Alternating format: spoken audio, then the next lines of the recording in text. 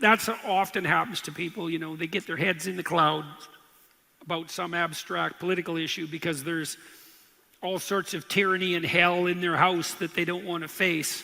And so they bury themselves in the news instead of cleaning their room, let's say.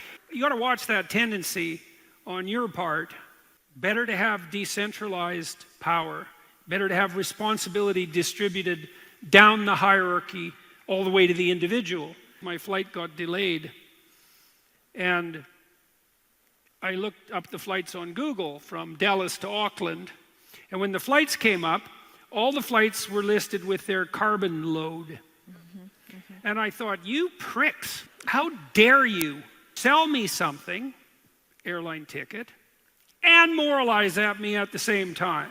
It's like, you're airlines, right? Yeah. You run planes? Yeah. Do they produce carbon? Yeah. Are you selling the tickets? Yes. But we want to make you feel guilty about the carbon. Well, no thank you. And all I see in that is, well, what's the next thing? Well, the next thing obviously is, this is what they're offering you.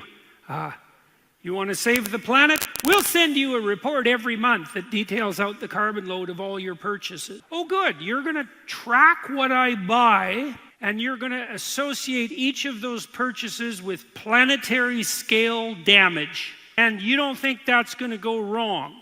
Because what's the next step? It's like, well, that's easy. So we hierarchically rank your purchases by degree of hypothetical planetary damage, and we tax you on that basis. Or maybe we just decide, why the hell do you need to fly anyways? Why are you so important? Why does your concern, your petty business concern, trump the health of the planet? Why should you be allowed to fly at all?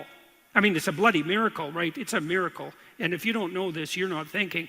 You free people in a country like New Zealand, you can just hop on a jet. I mean, I know you have to be able to afford the ticket, but if you can afford the ticket, you could just hop on a jet and you can go anywhere. You can buy a car, think of that. And then you can just drive somewhere you want to drive, and no one can tell you not to, yet. It's like, what makes you so important? What's your stupid business? Who cares about your pizza restaurant? You're dumping carbon into the atmosphere. You don't need to fly. You don't need a car. You might not even need a bicycle. You can just walk, and you should hold your breath while you're walking. All of the climate remediation we've managed so far, according to the UN's own climate model projections, has reduced the temperature of the planet 1/10,000th of a degree. And so the obvious thing to do with that sort of data at hand is to do a bunch more of it more expensively. And that's what your utopian globalists are insisting that you do. And you think, well, they won't come for your car. It's like, oh, not only will they come for your car, they already have. The European Union announced no internal combustion cars allowed to be sold in the European Union by, I think it was 2035. This is utterly insane. And I've thought this for years, that there's almost nothing more miraculous that our society's ever produced on the front that unites metaphysics and technology than the automobile. You think how free a country has to be so that some 16-year-old yahoo can buy a 500 horsepower Mustang and race it down the streets. Like, do you know how dangerous that is? It's like the most dangerous thing you ever do in your life. And maybe you'll encourage your teenager to do it, because you'd rather be free and living an adventure than be a secure slave. It's like, here's the keys, kid. Try not to die. I think one of the things the West did that undermined the totalitarian states so brutally was to entice them with automobiles.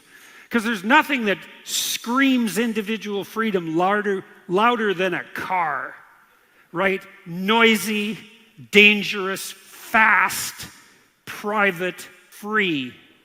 You export those to a totalitarian country, and the technology itself says, you can do whatever the hell you want, even if it's dangerous. Well, that's the ethos of a courageous people. Like, well, we can't have that anymore because why? Carbon. Yeah, well, carbon.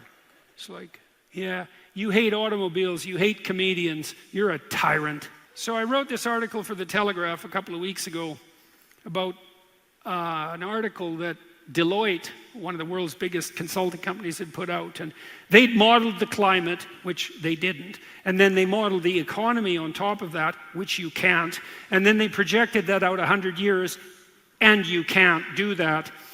And I don't care how much you think that's mathematics and how much you think it's a model. It's just because there's some numbers in it doesn't make it real. And then their conclusion was, we're all going to have to tighten our belts a fair bit because otherwise, apocalypse. We're all going to have to tighten our belts, are we? All of us, including Deloitte consultants, because they're the first ones whose belts are going to be tightened. It's like, I know how this works. Anybody with any sense knows how this works. So let's say, well, we tighten our belts and we make energy more expensive, carbon tax, but not just a carbon tax. Well, we can't have natural gas and we can't have coal and we can't have nuclear.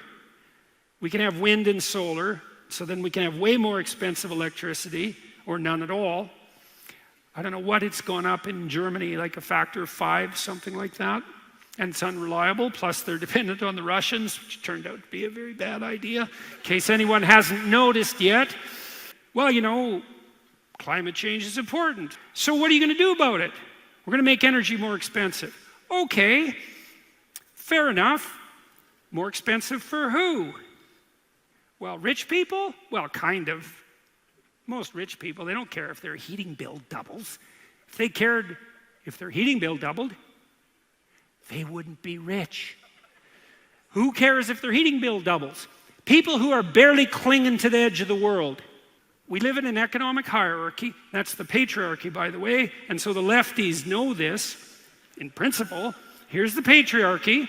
Nasty, capitalist, billionaire, scum rat thieves at the top. And then who's stolen everything from everyone. And then at the bottom, all those poor oppressed people who are barely clinging on to the edge of reality.